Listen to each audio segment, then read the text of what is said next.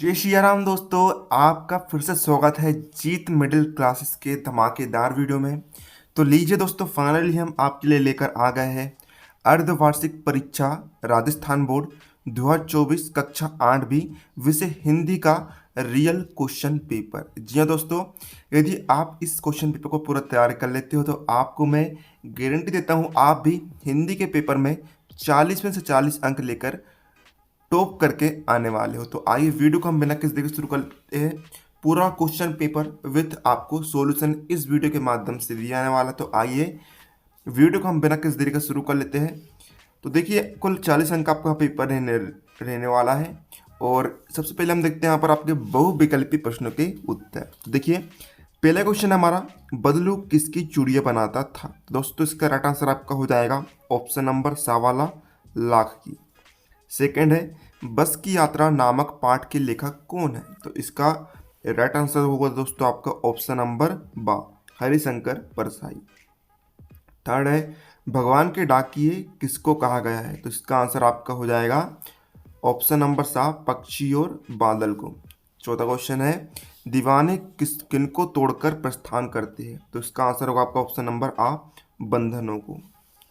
अब देखिए दोस्तों, यहाँ पर आपका अति लघु उत्तरीय प्रश्न उत्तर आ गया है। तो देखिए, पहले क्वेश्चन हमारा है, इनके आंसर हम आपको दिखाएंगे। तो देखिए दोस्तों, पहले क्वेश्चन है आपका, अंतरिक्ष के पार लोग क्यों गए थे। तो दोस्तों इसका आंसर आपका हो जाएगा यहाँ पर, अंतरिक्ष के पार अंतरिक्ष यात्रा का मुख्य उद्देश्य वैज्ञानिक अनुसंधान था। अंतरिक्ष में जाकर वैज्ञानिक अवधारणाओं, अनुसंधानों और प्रयोगों को साकार करने का मौका मिला है।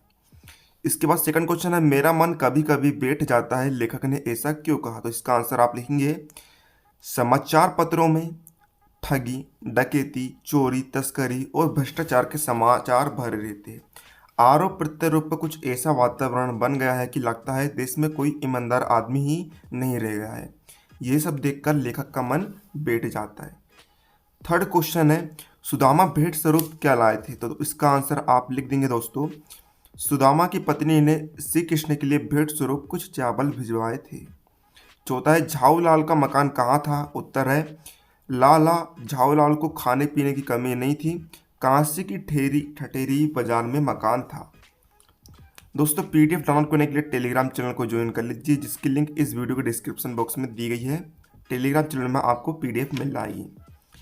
अब देखिए दोस्तों, पांचवा क्वेश्चन है आपका यहाँ पर, पुडुकोट्टई भारत के किस राज्य में है। उत्तर होगा, पुडुकोट्टई भारत के तमिलनाडु राज्य के पुदुकोट्टई जिले में स्थित एक नगर है, मुख्यालय भी है और दक्षिण बेल्लार नदी किनारे पर बसा हुआ है। अब दोस्तों चलिए हम देखते हैं प्रश्न क्रमांक तीसरा, है ना। यहाँ पर पहला क्वेश्चन हमें दोस्तों दिया है, ग्रामीण महिलाओं ने साइकिल चलाना क्यों चुना। तो दोस्तों इसका आंसर आप लिखेंगे, ग्रामीण महिलाओं ने अपने स्वाधीनता और गतिशीलता की अभिव्यक्ति के रूप में साइकिल चलाने को चुना, जिससे वे अपनी जिंदगी के परंपरागत ढर्रे को बदल सके। सेकंड है, मीरा किसकी भक्ति। तो उसका उत्तर होगा, मीराबाई जो है श्री कृष्ण की सबसे बड़ी भक्ति थी। थर्ड है, श्री कृष्ण के पास लौटते समय सुदामा दुखी क्यों थे। उत्तर होगा, श्री कृष्ण के पास से लौटते समय सुदामा इसलिए दुखी थे क्योंकि श्री कृष्ण ने उनकी खातिरदारी तो खूब की थी, लेकिन उनकी आशानुरूप कृष्ण ने सहायता नहीं की थी, उन्हें खाली हाथ ही लौटा दिया था। चौथा है, लेखक के मन में बस को देखकर श्रद्धा क्यों उमड़ पड़ी थी। तो इसका आंसर आप लिखेंगे, लेखक के मन में बस को देखकर श्रद्धा इसलिए उमड़ पड़ी थी क्योंकि वह जिस बस पर चढ़कर यात्रा करने वाला था वह उस बस की अवस्था बहुत जीर्ण शीर्ण थी, सदियों के अनुभवी निशान लिए हुई थी। पांचवा है, वीरों के हृदय पर किसका बोझ है और क्यों। उत्तर होगा, वीरों के हृदय पर असफलता का बोझ है, क्योंकि देश की स्वतंत्रता के लिए इतना परिश्रम करने के बाद भी वे देश को स्वतंत्र नहीं करा सके। अब देखिए दोस्तों, प्रश्न 4 में आपको यहाँ पर इन शब्दों के पर्यायवाची शब्द आपको लिखना। तो देखिए इसको उत्तर हम देख लेते हैं। पहला आपको दिन, तो दिन का पर्यायवाची शब्द आपके हो जाएंगे दिवस और बार। इसके बाद में सेकंड है आपका बादल, बादल का आपका हो जाएगा मेघ और घटा। इसके बाद में अमृत का हो जाएगा सुधा और मधु। इसके बाद में चांद का हो जाएगा चंद्रमा और शशि।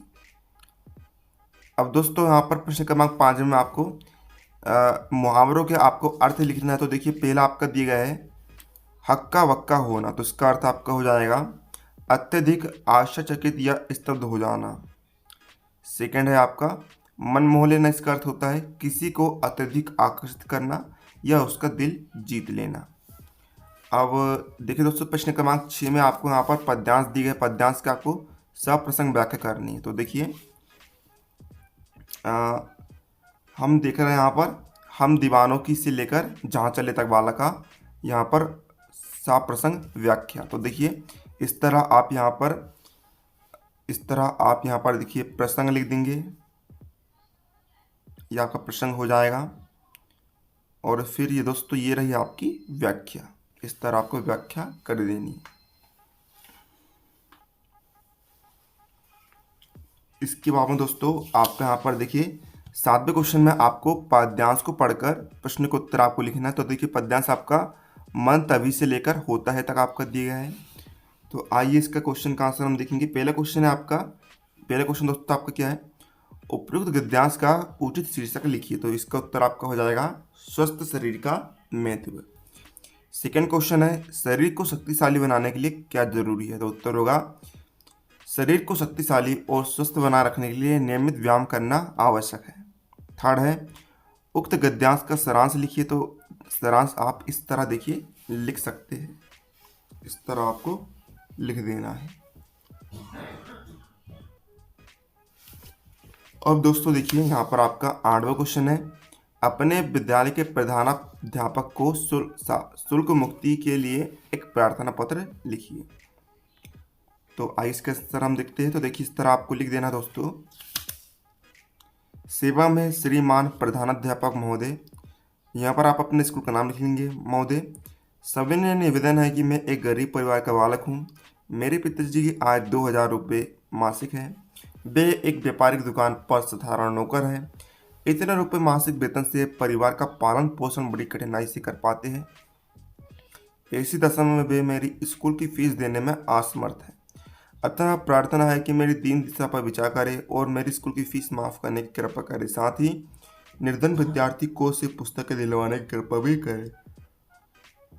इस तरह आपको लिख देना है। 9वां क्वेश्चन दोस्तों आपका विशेषण की परिभाषा लिखिए। तो इसका उत्तर आप लिखेंगे संज्ञा अथवा सर्वनाम शब्दों की विशेषता बताने वाले शब्द विशेषण कहलाते हैं। प्रश्न 10वां है दोस्तों यहाँ पर आपका, यहाँ पर किसी एक टॉपिक पर आपको कहानी लिखनी है ना। तो दोस्तों यहाँ पर लिख रहे हैं हम किस पर, लोमड़ी और अंगूर पर कहानी लिख रहे हैं। तो देखिए इस तरह आप कहानी लिख देंगे, ये आपकी कहानी हो जाएगी। एक बार पढ़कर आपको समझ में आ जाएगी।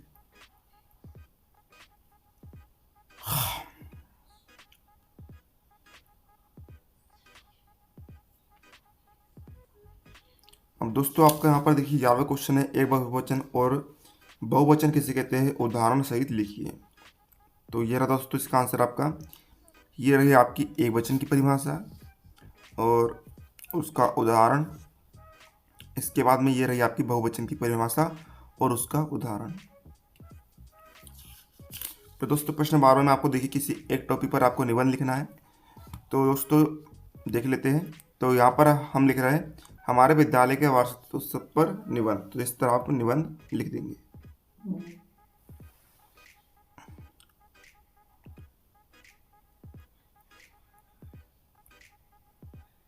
तो दोस्तों इस तरह आज के इस वीडियो में हमने राजस्थान बोर्ड कक्षा 8वीं विषय हिंदी का मॉडल पेपर का कंप्लीट सॉल्यूशन देख लिया है। उम्मीद है आपको वीडियो पसंद, वीडियो को लाइक कर दीजिएगा। मिलते हैं आपको अगले किसी नए वीडियो, तब तक के लिए जय हिंद जय भारत।